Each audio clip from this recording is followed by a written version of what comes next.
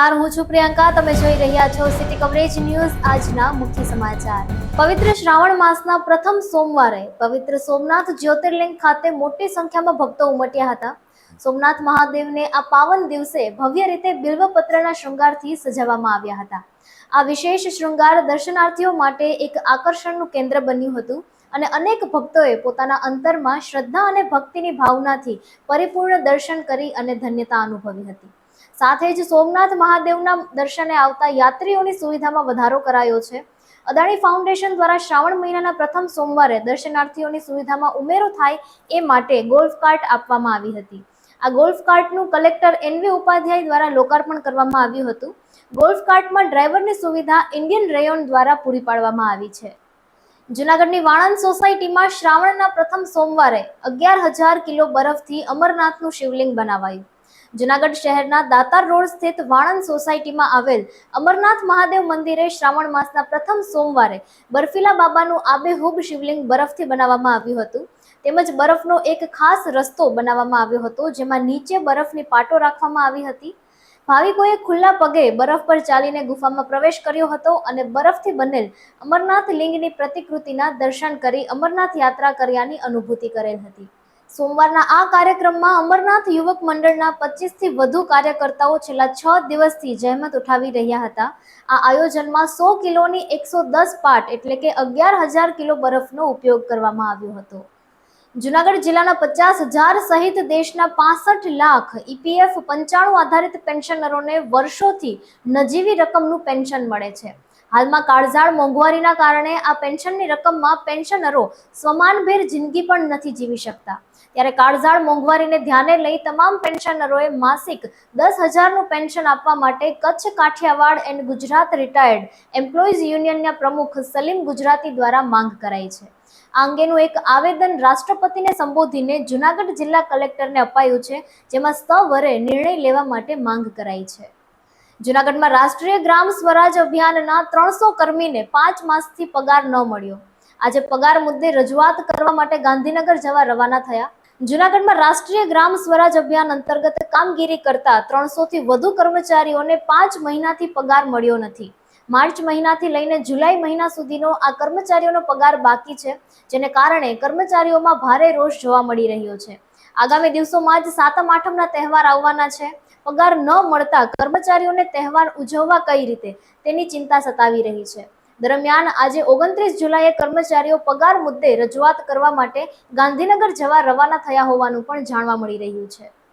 ગુજરાતની સ્થાપનાના 75 વર્ષ પૂર્ણ થવા અવસરે ગુજરાત @75 ડિઝાઇનની થીમ પર આકર્ષક લોગો તૈયાર કરી 3 લાખનું ઇનામ મેળવવાની નાગરિકોને અમૂલ્ય તક. ગુજરાતના 75 વર્ષની આ ભવ્ય યાત્રાના પ્રતીક રૂપે સર્જનાત્મક અને અર્થપૂર્ણ લોગો મંગાવી તેને રાજ્યના આર્થિક નેતૃત્વ, ટેકનોલોજીકલ પ્રગતિ, સાંસ્કૃતિક પ્રભુતા અને લોકકેન્દ્રિત શાસનને ઉજાગર કરવાનો શુભ આશય આ સ્પર્ધામાં રહેલો છે. આ રાષ્ટ્રીય સ્પર્ધામાં પસંદગી પામનાર લોગોને ₹3 લાખનો પુરસ્કાર તેમજ પ્રથમ 5 સ્પર્ધકોને મુખ્યમંત્રીશ્રીના હસ્તે સર્ટિફિકેટ એનાયત કરવામાં આવશે. આગામી વર્ષે વાઇબ્રન્ટ બાદ રાજ્યમાં વિદેશી મૂડીરોકાણનો પ્રવાહ વધે તેવા સંકેત.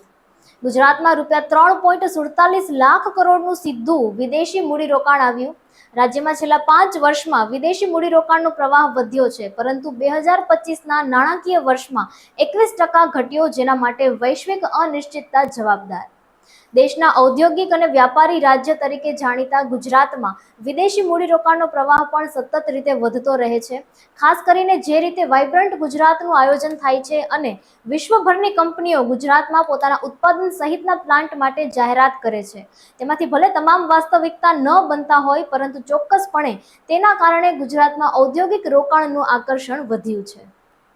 ગુજરાતમાં ₹1.5 લાખ કરોડના ખર્ચે 2,000 એકર જમીનમાં રાષ્ટ્રીય શિપ બિલ્ડિંગ ક્લસ્ટર પ્રોજેક્ટ શરૂ કરાશે. 5 દરિયાકાંઠાના રાજ્યોમાં શિપ બિલ્ડિંગ ક્લસ્ટર વિકસાવવાની ભારતની મહત્વાકાંક્ષી યોજનાના ભાગરૂપે ગુજરાતે કંડલામાં લગભગ 2,000 એકર જમીન ફાળવી છે, જેમાં વધારાના સ્થળોની સમીક્ષા હેઠળ છે, એમ એક સમાચાર અહેવાલમાં જણાવાયું છે. આ પહેલ ઓડિશા, આંધ્રપ્રદેશ, તમિલનાડુ, ગુજરાત અને મહારાષ્ટ્રમાં ફેલાયેલા એક મોટા રાષ્ટ્રીય પ્રોજેક્ટનો એક ભાગ છે, જે લગભગ 15,000 એકરને આવરી લે છે. અને અંદાજિત રૂપિયા 1.5 લાખ કરોડનું રોકાણ આકર્ષે છે. કંડલામાં પ્રસ્તાવિત ક્લસ્ટર ઉપરાંત રાજ્ય સરકાર આધુનિક શિપયાર્ડ વિકસાવવા માટે ખાનગી ખેલાડીઓને સોંપવા માટે અન્ય જમીનના પાર્સલ પણ ઓળખી રહી છે. બિઝનેસ લાઇનના અહેવાલ મુજબ પોરબંદર અને કચ્છને નવા બંદરો અને શિપ બિલ્ડિંગ ક્લસ્ટર સ્થાપવા માટે મુખ્ય જિલ્લાઓ તરીકે શોર્ટલિસ્ટ કરવામાં આવ્યા છે, જ્યારે ભાવનગર, અમરેલી અને વલસાડને પણ શિપયાર્ડ પ્રોજેક્ટ માટે વિચારણા હેઠળ છે. હમ્પીને હરાવીને ભારતની દિવ્યા વર્લ્ડ ચેસ ચેમ્પિયન બની. ટાઈબ્રેકરમાં જીતીને 19 વર્ષીય દિવ્યા દેશમુખે વર્લ્ડ કપ જીતવાની સાથે સાથે ગ્રેન્ડ માસ્ટરનું બિરુદ પણ હાંસલ કર્યું છે. ભારતની ટીનેજર ચેસ સ્ટાર દિવ્યા દેશમુખે પોતાની કારકિર્દીનો સર્વોચ્ચ શિખર હાંસલ કરીને સોમવારે પોતાના જ દેશની અને ભૂતપૂર્વ ચેમ્પિયન કોનેરુ હમ્પીને હરાવીને ફિડે વિમેન્સ વર્લ્ડ કપ જીતી લીધો હતો. કોનેરુ હમ્પી અને નાગપુરની દિવ્યા દેશમુખ વચ્ચે શનિવારે અને રવિવારે 2 ક્લાસિક ગેમ રમાઈ હતી અને બંને ગેમ ડ્રો રહી હતી. ત્યારબાદ સોમવારે દિવ્યાએ ટાઈ બ્રેકરની મદદથી પોતાની સિનિયર ભારતીય ખેલાડી સામે સફળતા હાંસલ કરી હતી, જેમાં દિવ્યા દેશમુખનો આ ટાઈ બ્રેકરમાં વિજય થયો હતો. ઇસરો અને નાસાએ સંયુક્ત રીતે વિકસાવેલો નિસાર સેટેલાઇટ 30મીએ લોન્ચ થશે. આ ઉપગ્રહ માત્ર ભારત કે અમેરિકાને નહીં પરંતુ આખી દુનિયાને ફાયદો થશે તેવું ઇસરોએ જણાવ્યું હતું. વિશ્વના વિવિધ ભાગોમાં સશસ્ત્ર સંઘર્ષ ચાલી રહ્યો છે, ત્યારે વૈશ્વિક વ્યૂહાત્મક પરિસ્થિતિને ધ્યાનમાં રાખીને દરેક નાના મોટા દેશ પોતાની સંરક્ષણ પ્રણાલીને મજબૂત બનાવવામાં વ્યસ્ત છે.